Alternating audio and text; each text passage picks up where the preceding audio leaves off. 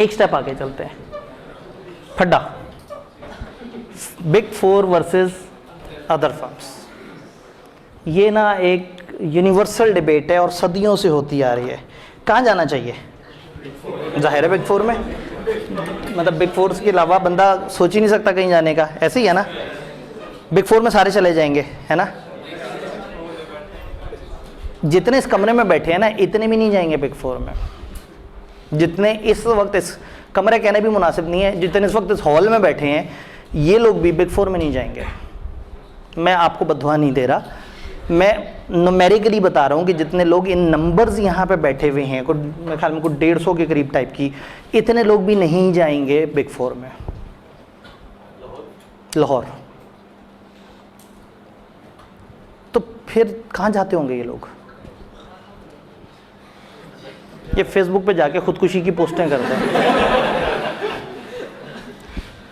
क्योंकि वो जहन बना के बैठे हुए हैं कि मैंने तो जाना ही बिग फोर में, बिग फोर के अलावा ज़िंदगी में होता ही कुछ नहीं। बिग फोर किसे कहते हैं? कौन सी 4 फर्म्स को कहते हैं? Ferguson, KPMG, Deloitte, EY। Deloitte का सब स्टेटस क्या है? ख़त्म हुआ वाला लाइसेंस। EY का क्या स्टेटस है? फंसे हुए हैं दरमियान में, समझ नहीं आ रही। तो कौन सा बिग फोर? बिग 2। अच्छा, बिग 2 से अगर नीचे आना हो और XYZ किसी भी फर्म में जाना हो, तो ऑब्वियसली ऊपर की 2 के बाद यही 2 हैं। तो हम ये नहीं कह सकते कि इन 2 फर्म्स का कोई वो अपॉर्चुनिटी ख़त्म हो गई है या इनके क्लाइंट्स हल्के हो गए हैं या यहाँ आपका अच्छा कैरियर नहीं बनेगा। ऊपर की 2 के बाद अभी भी यही 2 होनी है। तो बिग फोर आज भी पाकिस्तान में डज एग्जिस्ट। पहली 2 विद प्रॉपर लाइसेंस, आखिरी 2 के कुछ ना कुछ मसले, और जब आपको मसले समझ आ रहे हैं तो उनके पार्टनर्स को भी मसले नज़र आते होंगे, वो भी कुछ ना कुछ कोशिश कर रहे होंगे उन चीज़ों को बेहतर करने की। तो अब 2 फॉर्म्स में कितने बच्चे एकोमोडेट हो जाएंगे? और EY ने तो गालबन लास्ट टाइम इंडक्शन या की नहीं है या बिल्कुल थोड़े से नहीं की, थोड़े से, बहुत थोड़े से, ना होने के बराबर बच्चे, टैक्स डिपार्टमेंट में कुछ गिनती के बच्चे। तो सब लोगों ने नहीं जाना बिग फोर में, लेकिन सबके सब ख्वाहिश बिग फोर की देख रहे होंगे। एक बड़ा गलत काम होता है, पता है, आप लोग एक एक्सपेक्टेशन क्रिएट कर लेते हैं खामखा की। मैं एग्जाम्पल दूंगा फिर से ये डिस्क्वालिफिकेशन वाली बात पे। एक्सपेक्टेशन इस वक्त पता है क्या डेवलप हुई है कि जी ICAP 1 मार्च 2022 को अचानक से स्कीम ले आया था, तो मार्च वाली अटेम्प्ट, पहली अटेम्प्ट काउंट ही नहीं होनी चाहिए। पहली अटेम्प्ट काउंट होनी चाहिए स्प्रिंग 2022 की। यकीन माने, मैंने सबसे पहले ये इशू रेस किया था और बहुत ज़्यादा उन्हें कहा था आप इसे आगे करें, लेकिन झूठ बोल के तो नहीं। नई स्कीम जुलाई 2021 में आई थी, मैंने 16 जुलाई को सेशन किया उसके ऊपर कि ये स्कीम है, ये इस तरह से वो कर रहे हैं। उस वक्त वो ड्राफ्ट स्टेज में थी, उन्होंने कहा भी इस तरह से होगा। मैं उस टाइम पे बच्चों को सजेशन दे के BMBS के पेपर दिलवाए हैं इतनी दुनिया को। सितंबर 2021 में क्लास में इस वक्त कुछ लोग मौजूद होंगे, जैसे ही भाई ने फ़ौरन से कहा कि हाँ ठीक है, मतलब जो है ना, कुछ लोग ऐसे मौजूद हैं जो मतलब उस वक्त उन्होंने पेपर दिया BMBS का, MFA बचाया अपना। तो ये कैसे मान लें कि नई स्कीम अचानक से 1 मार्च को आई और 4 मार्च को आई कि अपने उस पर एग्जाम ले लिया। अब आज जो नए बच्चे हैं वो तो फ़ौरन से हाँ में हाँ मिलाएंगे, उन्हें नहीं पता कि उस वक्त की क्या कहानी है। मुझे तो पता है क्या चल रहा था, इतना बड़ा झूठ नहीं बोल सकते हम। 2016 जुलाई में आई स्कीम, ड्राफ्ट आया, ड्राफ्ट के बाद उन्होंने उसके ऊपर कहा कि अब हम उस पर कमेंट्स वगैरह लेंगे, फिर बड़ी हीटेड डिबेट्स हुई। सितंबर में कुछ बातें हुई, अक्टूबर में उन्होंने बता दिया कि नई स्कीम आ चुकी है और आने वाला अटैम्प्ट नई अटैम्प्ट होगी। सारी किताबें रिवाइज कर दी, मतलब अक्टूबर में लोग सीलो और बीलो अलग अलग पेपर के तौर पर पढ़ रहे थे। तो कौन कहता है कि नहीं आई थी नई स्कीम? या अचानक से 1 मार्च को लोगों को पता लगा कि ये नई स्कीम आ गई है? सबको पता था। एग्जाम्पशंस क्लेम करते वक्त सब मानते हैं कि नई स्कीम आई हुई थी। इंट्रो को माइनस करते हुए सबको पता है, BMBS से MFA एग्जाम्प्ट कराते हुए सबको पता है, बीलो पास करके 2 पेपर एग्जाम्प्ट कराते हुए सबको पता है कि नई स्कीम आ गई है। लेकिन आज अचानक से लोगों को ये हैरत हो रही है कि ये एकदम से आ गई थी। अब मैं ये नहीं कह रहा कि उनके जज्बात गलत हैं, ठीक है, हर बंदा। अब क्या हुआ, उन्होंने कहा जी नई स्कीम अचानक से आ गई थी, अब इसके खिलाफ एक कंपेन होनी चाहिए। अब हम सब ICAP को मेल करते हैं कि उसको काउंट ना करे। और इस वक्त 80% ऑफ द फेसबुक ऑडियंस ये मानते हैं कि ICAP को अपनी शर्मिंदगी का एहसास हो रहा होगा। वो बैठा एक कमरे में रो रहा होगा और वो सोच रहा होगा मैंने बच्चों के साथ तो अचानक से कितना बड़ा जुल्म कर दिया था। और वो आके अपने गुनाहों का एतराफ़ करेगा स्क्रीन पर और कहेगा नहीं जी अब जो है ना वो वाकई आप लोगों के साथ हमने एमरजेंसी में नाइंसाफ़ी कर दी थी, जो आप लोगों को एक एक्स्ट्रा अटैम्प्ट दे देते हैं। उस एक्स्ट्रा अटैम्प्ट में भी क्या होना है? इसी तरह के शोर मच के 2 एक्स्ट्रा ग्रेस अटैम्प्टें भी मिली थी, उन ग्रेस अटैम्प्ट तक के लिए क्वालिफाई नहीं कर सके तो आगे क्या हो जाना है? किसी स्कीम से कोई फ़र्क नहीं पड़ता, फ़र्क सिर्फ आपसे पड़ता है। आप अगर मेहनत कर रहे हैं ना तो that is best revenge with the society. जब नई स्कीम आई आपने कहा ये आई कि आपने क्या किया, ऐसी की तैसी, अब मैं पास करके दिखाऊंगा। वो सारे जो आज कमेंट कर रहे हैं उस वक्त 5वीं 6ठी अटैम्प्ट दे रहे थे किसी पेपर की और डिस्क्वालिफिकेशन सर पे खड़ी हुई थी। आईकेएफ ने उनको पहले 4 और फिर 2 ग्रेस के साथ 6 अटैम्प्ट दे दी कि यार चलो निकाल लो किसी तरह से।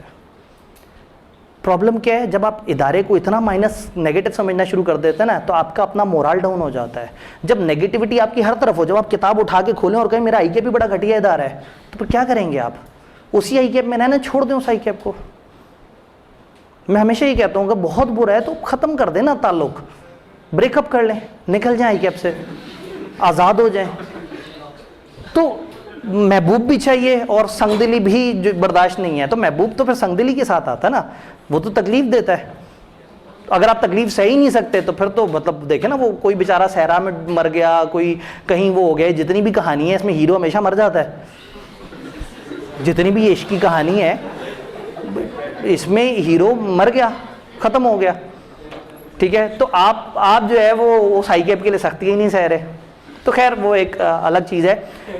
मैं बताना ही चाह रहा था कि एक एटीट्यूड डेवलप हो जाता है, एक एक्सपेक्टेशन डेवलप हो जाती है। मैं एक दिन पोस्ट देखूंगा ना, बच्चे कह रहे हैं मार्च वाली बात, मैं कहूँ यार क्या बात कर रहे हैं। 3 दिन बाद देखूंगा, मैं कहूँगा यार थोड़ी सी लॉजिकल तो लग रही है। 5 दिन बाद जब 200 बच्चों के अकाउंट से पोस्ट देखूंगा, मैं कहूँगा बिल्कुल सही कह रहे हैं, इनका हक है। अब फिर क्या होगा, अब जब वो हक उन्हें नहीं मिलेगा जो हक खुद ही से क्रिएट किया गया है, कहेंगे क्या बुरा है।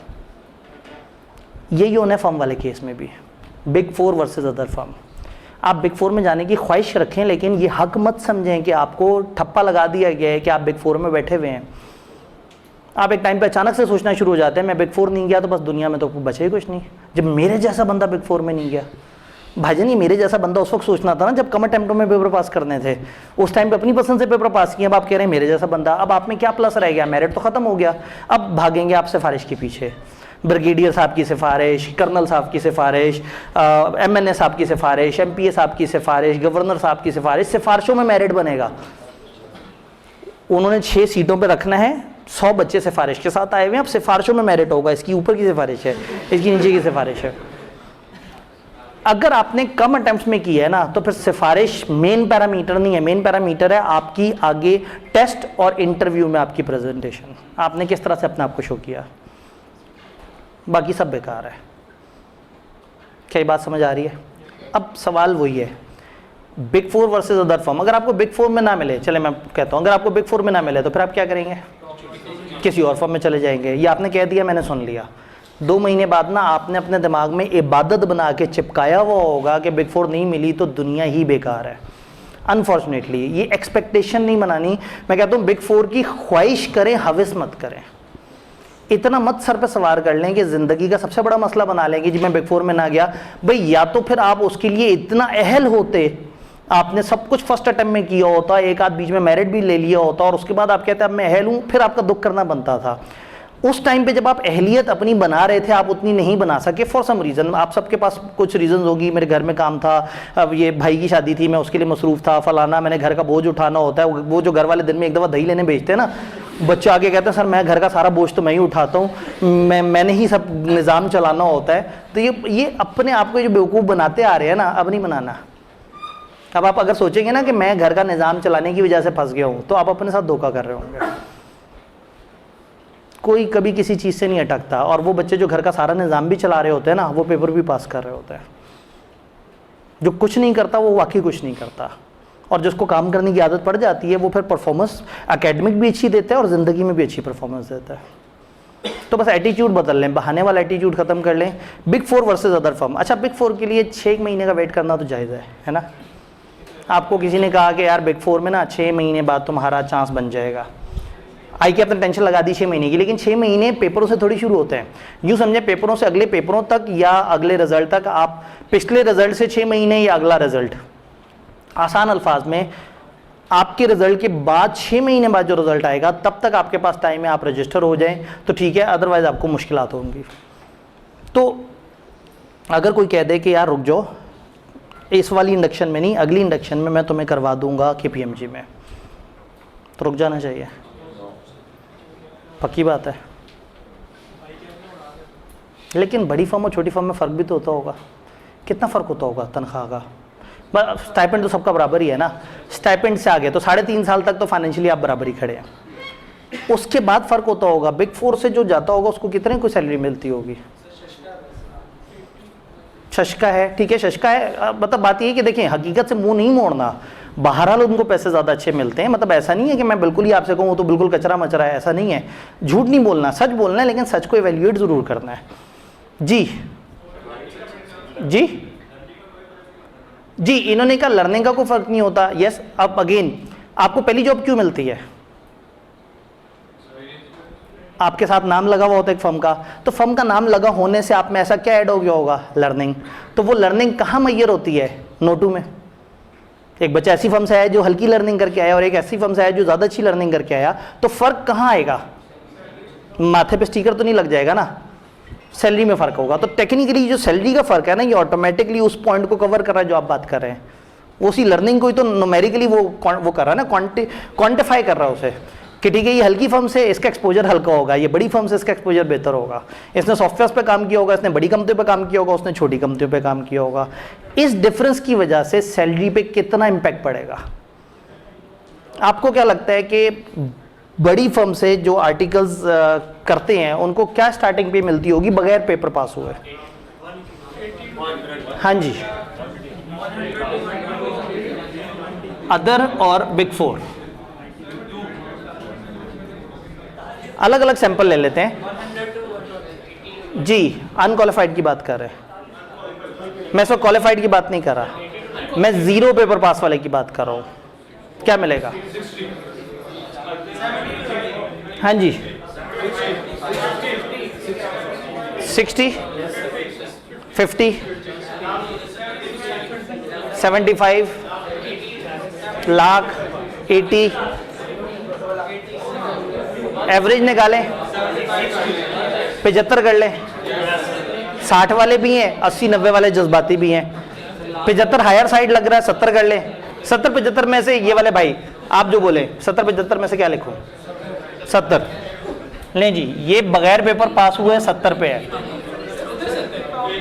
ये आप इधर लिखवा रहे थे ये सारी बातें, यहाँ की बता रहे थे सारी बातें। दोबारा वो कर लेते हैं, इसका कितना है? 50, 55, 60, 40, 45। आप तो फिर 60,000 की एवरेज पे हैं। ठीक है, सही है, फेयर इनफ। देखिए बात ये कि ये आपकी एक्सपेक्टेशन है ना, रादर देन मैं कहूँ मार्केट में क्या चल रहा है, आप ही की एक्सपेक्टेशन को आप ही की एक्सपेक्टेशन से कंपेयर करके थोड़ा सा अंदाजा लगा लेते हैं। यहाँ एक्सपेक्टेशन क्या है? बिग 4 80, 90 जी। वो भाई कुछ कहना चाहते हैं? 1 लाख, 1.5 लाख बगैर क्वालिफाई किए, देख लें। असल में पता है क्या, मैं एक ऐसा टीचर हूं जिसके बेताशा स्टूडेंट बिग 4 में नौकरियां भी कर रहे हैं, और जो विदाउट क्वालिफिकेशन बिग 4 के बाद 3-4 साल से भी नौकरी कर रहे हैं ना, उनकी भी तनख्वाहें मुझे पता है। तो इसलिए मैं एक खास लेवल से बड़ा हुआ जो सच है ना, वो जरा मुझे भी हजम नहीं होगा। 4 दिन पहले जिस लड़के से मुलाकात हुई है, उसके पास KPMG का एक्सपीरियंस है, EY में उसने एक प्रोजेक्ट पे काम किया हुआ है, मुल्क से बाहर का एक्सपीरियंस है, और वो 1.25 लाख रुपए कमा रहा है। बिग 4 से है, आफ्टर आर्टिकल्स अनक्वालिफाइड है। आफ्टर आर्टिकल्स, ये मैं अनक्वालिफाइड की सारी बातें लिख रहा हूँ, क्योंकि क्वालिफाइड तक तो गेम फिर डिफरेंट है, क्वालिफाइड की तो फिर गेम ऑब्वियसली ब्रांडेड है। लेकिन क्वालिफाइड कितने होंगे आर्टिकल्स में? आज सच बोलने का मेरा बड़ा दिल है, 5% लोग, 5% लोग। आज मुझे सच बोलना है, मैं झूठ नहीं बोल सकता, ये फैक्ट्स बता रहा हूँ, 100% फैक्ट्स बता रहा हूँ। आप जिस फर्म में जाइएगा जरा पूछिएगा वो सीनियर जो आर्टिकल्स जिनके खत्म होने वाले हैं उनके क्या स्टेटस हैं, 1 पेपर, 2 पेपर, 3 पेपर पास।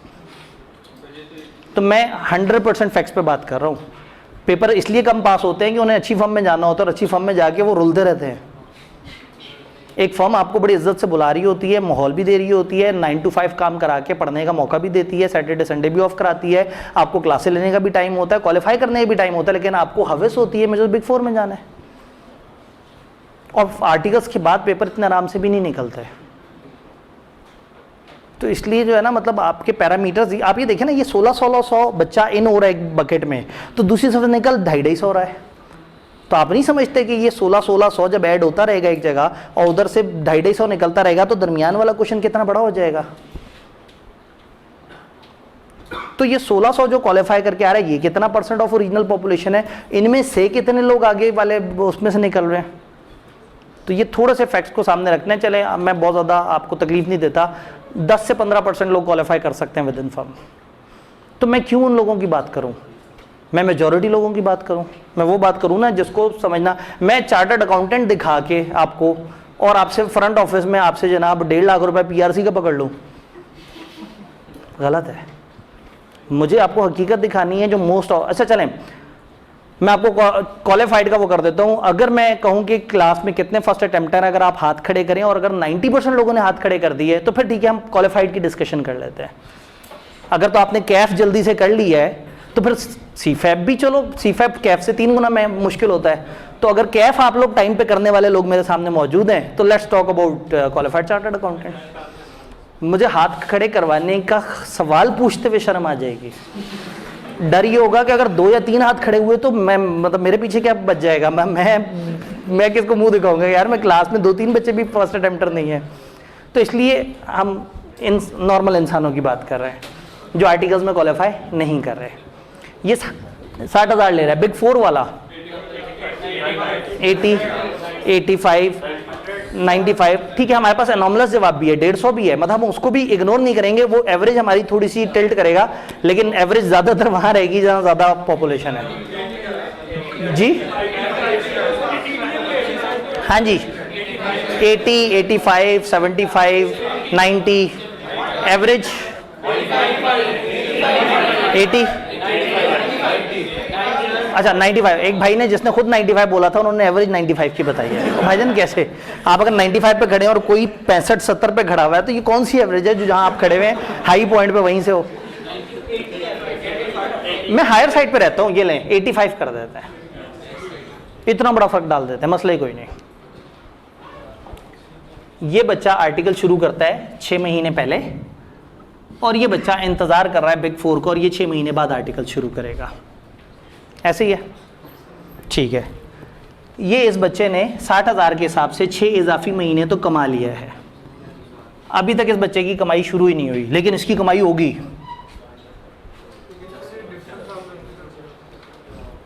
85,000 से शुरू होगी। तो ये जो 360 है इसने इजाफी इन 6 महीने कमा लिया, जिन 6 महीने ये सिर्फ रोता रहा है। तो डिफरेंस कितना है इसमें, 25,000 का। 3,60,000 को 25,000 पे अगर डिवाइड करें, देखें ज़रा, एक भाई ने कहा 13-14 के आसपास बात आती है।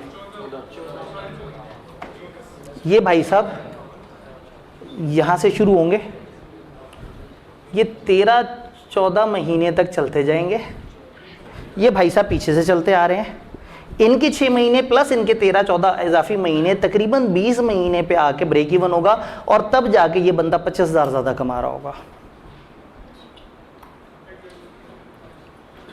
एक और तरीके से बात करते हैं, इसके 6 महीने पहले आर्टिकल्स ख़त्म हो गए, 6 महीने पहले स्टार्ट हुए, 6 महीने पहले ख़त्म हो गए। अगर फॉर एग्जाम्पल इन दोनों ने 70 साल की ज़िंदगी जीनी थी, ठीक है, ये भाई साहब यहाँ आर्टिकल से फ्री हुए हैं, ये आर्टिकल से यहाँ फ्री हुए हैं, तो इनके दरमियान 6 महीने का फ़र्क आ गया। इसका मतलब है ये बंदा 6 महीने ज़्यादा कमाएगा और ये 6 महीने कम कमाएगा। इसका मतलब है ये आखिरी 6 महीने इसको मिल जाएंगे, उसको नहीं मिलेंगे। वो बेचारा कमाते कमाते भी ज़्यादा कमाने वाले जोन में दाखिल होने लगा था, मर गया। और जो 6 महीने पीछे से चल रहा है उसको इजाफी 6 महीने मिल गए। अगर फर्ज करें मौत को वहां पे स्टैंडर्ड कर दें, मौत तो कभी भी आ जानी है, अभी भी आ सकती है।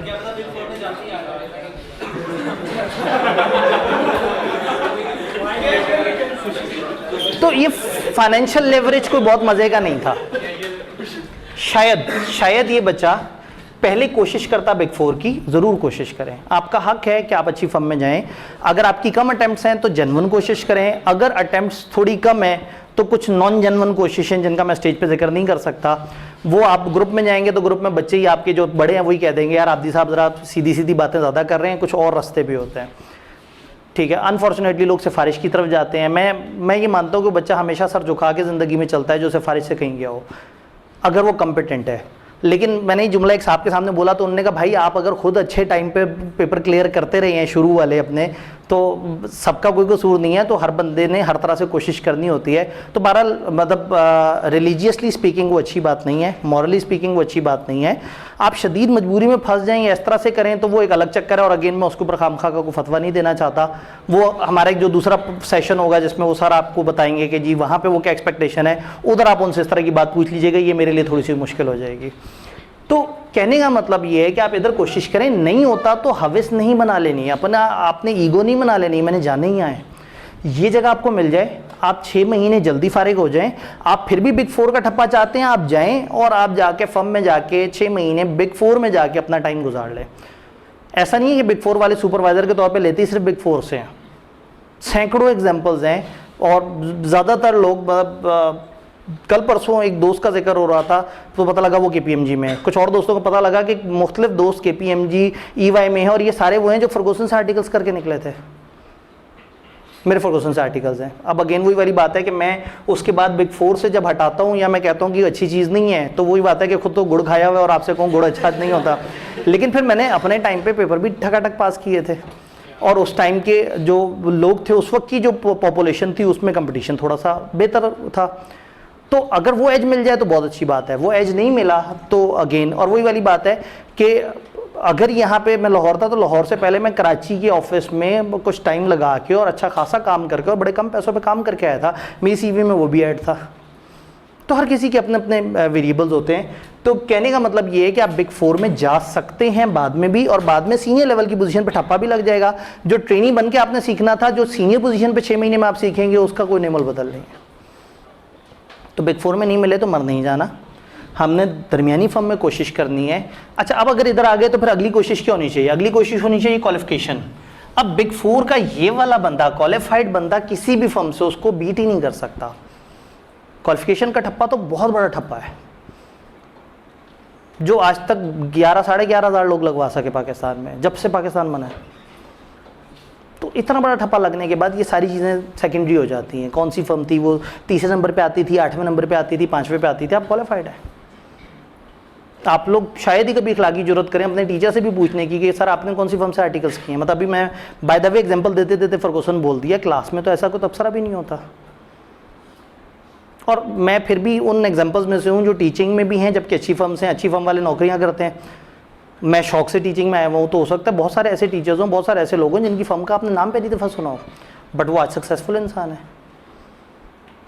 तो ये हविस नहीं रखनी, आप बड़ी फर्म में जाने की कोशिश करें। नहीं होता, आपके पास जो दूसरी जो लिस्ट बताई है वो भी बड़ी डिसेंट फर्म्स हैं, अच्छी फर्म्स हैं, उसमें हर तरह से। बाकी माहौल हर फर्म में आपको अच्छा नहीं मिलेगा। माहौल अनफॉर्चुनेटली हमारा कल्चर काफ़ी ख़राब हुआ है। आप जाएंगे आपके साथ बुरा होगा, आप नीचे आने वालों के साथ बुरा करेंगे। तो इसमें ये माहौल शायद फर्म्स का ख़राब नहीं था, आहिस्ता आहिस्ता कुछ लोगों ने उसको ख़राबी की तरफ माइल कर दिया।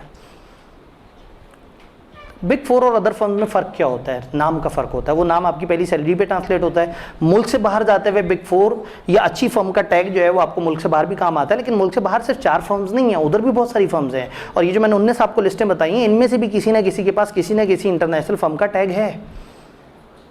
बस ऑब्वियसली वही बात है कि ज़्यादा डिमांड में बिग 4 के लोग होते हैं। तो ऐसा नहीं है कि उसकी ख्वाहिश करना गलत है, लेकिन उसके पीछे इतना भागना कि 6 महीने ज़ाया कर दें, इतना भागना कि आप अपने हाथ में आई हुई फर्म को छोड़ दें और बाद में रोते रह जाएं कि वो तो मेरे हाथ में आई हुई फर्म थी। आप कोशिश करें अच्छे की, लेकिन अगर बहुत अच्छा नहीं मिलता तो दरमियाने पे सेटल करें और फिर पेपर पास करने की कोशिश करें। फिर चूज़ करें वो फर्म जो आपको पढ़ने का मौका दे, वो फर्म जहाँ पे आपको कल्चर सुनाई दे लोगों से कि भाई किस तरह का फर्म है। अभी आप जिन ग्रुप्स में जाएंगे, इन ग्रुप्स में वो लोग भी हैं जो 6 महीने पहले उन ग्रुप्स में थे, कुछ लोग वो भी होंगे जो साल पहले के हैं। हम क्या करते हैं, मिक्स करते रहते हैं। पुराने लोग निकल जाते हैं, उनमें से कुछ को हम कहते हैं यार आप रुक जाओ, आप नए आने वालों को थोड़ा थोड़ा सा गाइड करते रहना। तो आपको वहाँ कुछ सीनियर्स भी मिलेंगे। आप वहाँ जब पूछेंगे फलाना फर्म का क्या कल्चर है, तो हो सकता है उस फर्म में कोई साल से बैठा हुआ वही बता दे कि इस फर्म का क्या कल्चर है। तो एक कम्युनिटी बन जाएगी। व्हाट्सएप के ग्रुप्स होंगे 1-2, वो एक कम्युनिटी बन जाती है। वहाँ पे आप मुख्तलिफ सवाल पूछ सकते हैं, मुख्तलिफ चीज़ों से कनेक्टेड रहते हैं। जो आपको इन्फॉर्मेशन मिली है वो भी आप वहाँ पे डिपार्ट कर सकते हैं। जी जी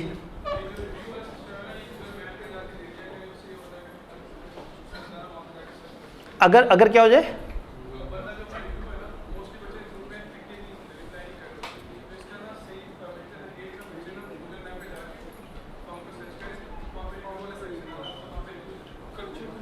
हाँ असल में यही है कि कह रहे हैं कि अक्सर बच्चे जो है ना वहाँ पे फर्म में नहीं बता पाते, आप पूछते हैं तो वो नहीं कल्चर बता पाते, तो फर्म में चले जाना चाहिए। असल में फर्म में आपको ना कोई बड़े आराम से एंट्री नहीं देता और हर फर्म की अपने लिमिटेशन है और फिर वहाँ बैठ के अंदाज़ा नहीं हो पाता कि एग्जैक्टली उसका क्या कल्चर है।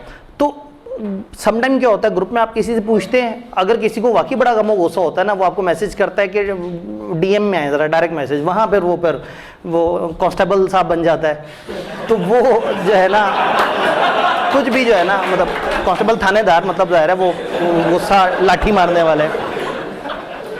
तो इसलिए जो है ना समटाइम उसमें पर्सनल कम्युनिकेशन गुड होती है, बंदा इजीली बात कर लेता है। या आपको पता लगे जी ये साहब सीनियर है फलाना फर्म में, आप उनको डायरेक्ट एक कॉल मिला के उनसे कहेंगे जी आपसे फ़ोन पे पूछना है। फ़ोन पे पूछते हुए ना बंदा बताते हुए डरता भी नहीं है, क्योंकि उसका ज़रा ज़्यादा ट्रैक नहीं होता, लिखे हुए का ट्रैक होता है कि आप स्नैप खींच के उसी के मैनेजर को भेज दें।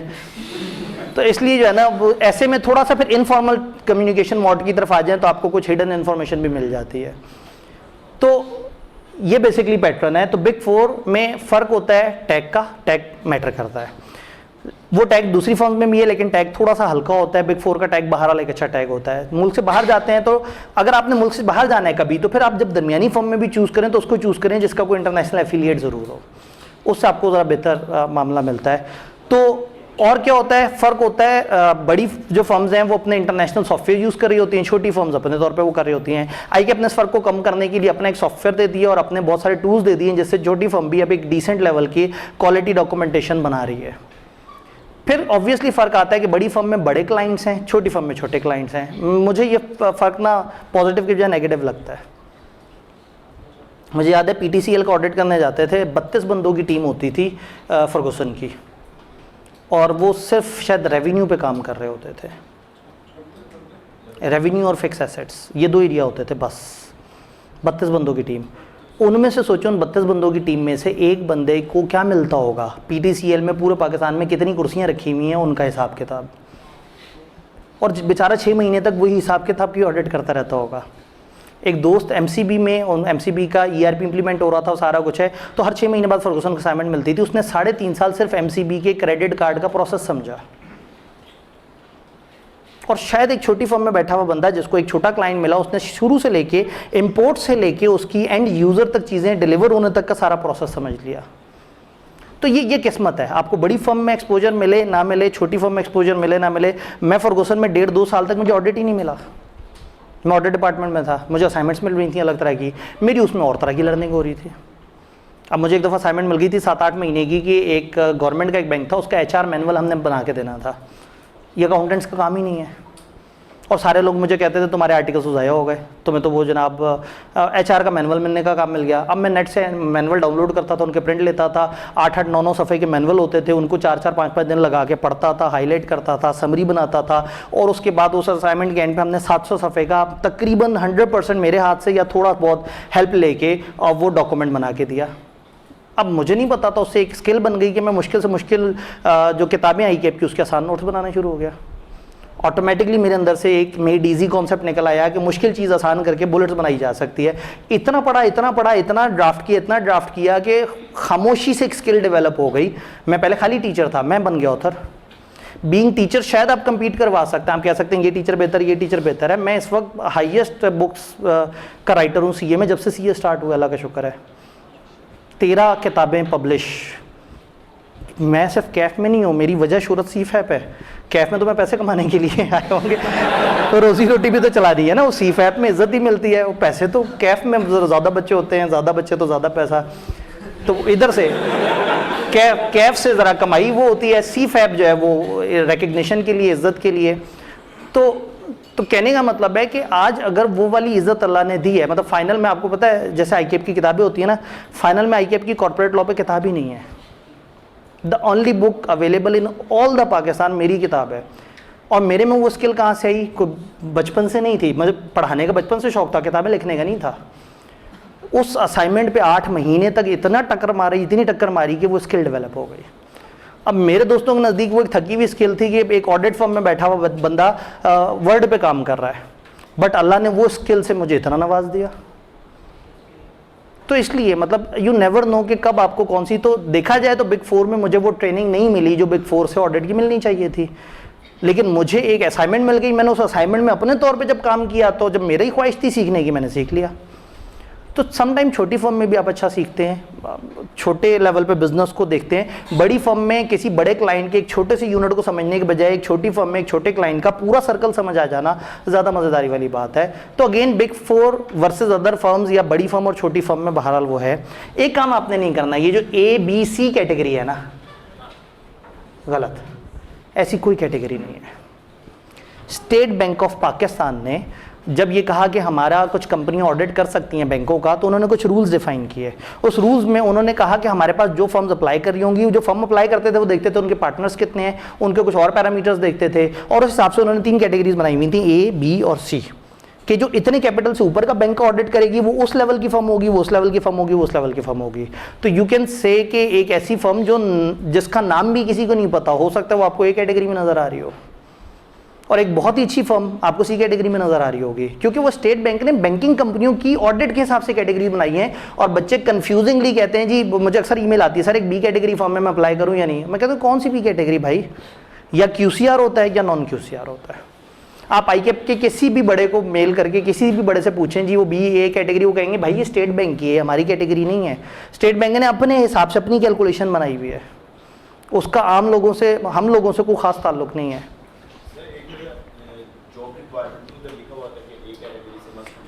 जी, अब जॉब रिक्वायरमेंट में क्यों, क्योंकि अगर फाइनेंशियल सेक्टर होगा तो फाइनेंशियल सेक्टर से मिलते जुलते जो इदारे हैं उनकी लैंग्वेज भी वो लोग आपस में समझते हैं, वो उसको उस तरह से अप्रिशिएट करते हैं। अब कुछ चीज़ें होती हैं जो कॉमन हो जाती हैं उर्फ़ आम में, ये जो कैटेगरी वाला काम है ये इतना कॉमन हो गया, और ICAP पिछले 4-5 साल से बार बार अपने हर सेशन में उसको डिस्करेज कर रहा है कि भाई ये चीज़ हमारी नहीं है, ये स्टेट बैंक ने अपने हिसाब से कैटेगरीज बनाई हुई हैं।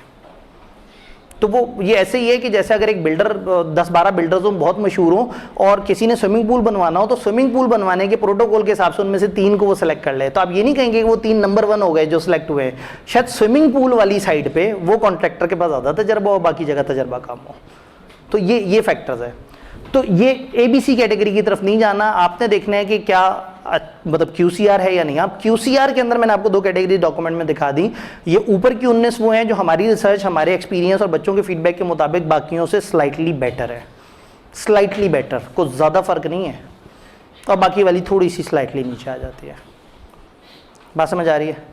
तो बिग 4 वर्सेस अदर में कोशिश बिग 4 की कर लेनी है, लेकिन ना मिले तो जज्बाती नहीं होना, टाइम वेस्ट नहीं करना। जो टाइम पे आपको रजिस्टर कर दे, जो आपकी अटेम्प्ट बचा ले, जो आपको इस वक्त रजिस्टर कर लेगा ना, फॉर एग्जांपल आपका रिजल्ट आ जाता है नवंबर में, जो नवंबर 30 तक आपको रजिस्टर कर लेगा आपकी साल बाद अटेम्प्ट बन जाएगी। आपको पता है जो 1 दिसंबर को रजिस्टर करेगा आपकी 1.5 साल बाद अटेम्प्ट बनेगी। एक कानूनी पेचीदगी होती है। अब हो सकता है एक फर्म दरमियाने लेवल की हो और आप उससे कोई 1-2 लाइन ऊपर की फर्म को टारगेट करो, ऊपर वाली फर्म कहे कि हम आपको महीने बाद रजिस्टर करेंगे, और ये कहें यार तुम्हें आज से रजिस्टर करते हैं, ये अटेम्प्ट बचवा रहा है, तो शायद वो जो 1-2 कैटेगरीज ऊपर नीचे होने का फर्क था वो कवर हो गया, आपकी टाइम से अटेम्प्ट आ गई, आपको आर्टिकल्स में ज़्यादा अटेम्प्ट मिल गई, क्वालिफाई करने के मौके बढ़ गए।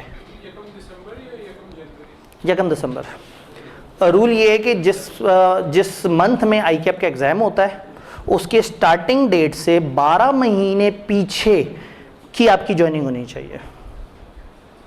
अब पेपर ICAP में होते हैं दिसंबर के फर्स्ट वीक में और जून के फर्स्ट वीक में, तो दिसंबर 1 और जून 1 से 12 महीने पीछे आ जाता है दिसंबर 1 और जून 1।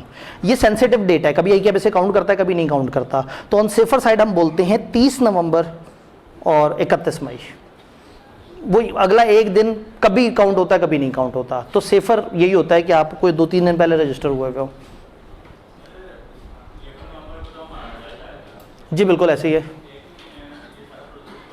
क्या 1 महीने में सारा प्रोसेस हो जाता है? मैंने ये नहीं आपको बताया कि सारी फर्म्स आपको टाइम से रजिस्टर करती है, नहीं। फिर मैं आपको बताऊंगा कि 10% से ज़्यादा फर्म्स आपको टाइम से रजिस्टर नहीं करती। अब मैं ये कह रहा हूँ कि एक फर्म इतनी अच्छी है कि वो 10% में है, वो कह रही है मैं टाइम से रजिस्टर कर लूँ, आ जाओ मेरे पास। और आप कहीं नहीं जी ये वाली फर्म के ऑडिट का डिपार्टमेंट थोड़ा हल्का है, फलाना का थोड़ा सा बेहतर है, मैं उसके लिए 2 महीने बाद रजिस्टर हो जाऊं, तो ये बोंगी है। अगर वो करीब करीब की फर्म्स हैं तो फिर प्रेफरेंस शुड बी कि आपको टाइम से कौन रजिस्टर कर रहा है। जी अब ये जो टेस्ट वगैरह के प्रोसेसिंग ये कब होते हैं, मैंने अभी थोड़ी देर पहले बताया कि कहानी अभी से शुरू हो रही है।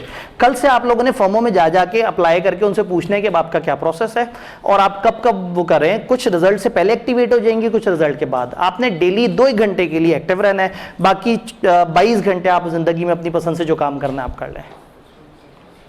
जी सर ये जो हैंड्स ऑन कोर्सेज एक बच्चा नवंबर में रजिस्टर हो जाता है लेकिन हो ही नहीं सकता क्योंकि उसके हैंड्स ऑन कोर्सेज, अब ये अगेन बात थोड़ी सी खतरनाक तरफ जा रही है। मैं अभी इस सारी चीज़ पे डिस्कशन करूंगा। मैं थोड़ा सा अब आगे आने की कोशिश करता हूँ, चीज़ों को मजीद एक्सप्लेन करने की कोशिश करता हूँ। भाई कुछ कहना चाहते हैं? जी मज़े की बात पता है क्या है, एंड पे सवाल जवाब का सेशन है, लेकिन चलिए भाई का सवाल लेके मैं फिर बाकी सवाल जवाब के सेशन को थोड़ा सा आगे, हो सकता है आपके जहन में जो सवाल है मैं थोड़ा सा आगे आके उसको एक्सप्लेन कर दूँ, तो किसी और फॉर्म में चले जाना चाहिए। हाँ तो नहीं तो फिर क्या हुआ क्या? तो बड़ा सिंपल सा सवाल है ना, और इंतहाई सिंपल सा जवाब। ये नहीं, इन्होंने कहा अगर बंदे की अटेम्प्ट कम हो और बिग 4 में ना हो तो क्या होना चाहिए? अभी एक्सपेक्ट कर रहे थे कि मैं कहूँगा कि कुएं में छलांग लगा देनी चाहिए। ओ भाई नहीं, आपकी कम अटेम्प्ट है, ज़्यादा अटेम्प्ट है, नहीं हुआ बड़ी फर्म में, दरमियानी फर्म में हो जाएगा, अल्लाह शुक्र। ख्वाहिश और हवस में फ़र्क है। ख्वाहिश करनी है, हवस नहीं करनी। ज़िंदगी उजाड़ने नहीं बैठ जाना। अभी वो सवाल थोड़ा सा आगे जो है ना, आप सवाल अपना होल्ड करके रखें, मैं सबसे पहले आपकी तरफ आऊँगा। मैंने टारगेट ये रखा था, बातें चूँकि बड़ी अच्छी चल रही थी और आप लोगों के चेहरों पे ज़रा आज मतलब मुझे पहली दफ़ा एक्सेप्टेंस नज़र आई, क्योंकि आपने इसका इम्तिहान नहीं देना जो हम बातें कर रहे हैं, तो आप बड़े शौक से सुन रहे हैं कि क्या है किस तरह से। तो मैंने यही सोचा था कि 5 बजे के आसपास हम असर ब्रेक कर रहे होंगे और उसके बाद जो है वो फिर दूसरे साहब आएंगे, तो मैं थोड़ा सा देखता हूँ कि कितना हम इसको मज़ीद आगे लेके चल सकते हैं।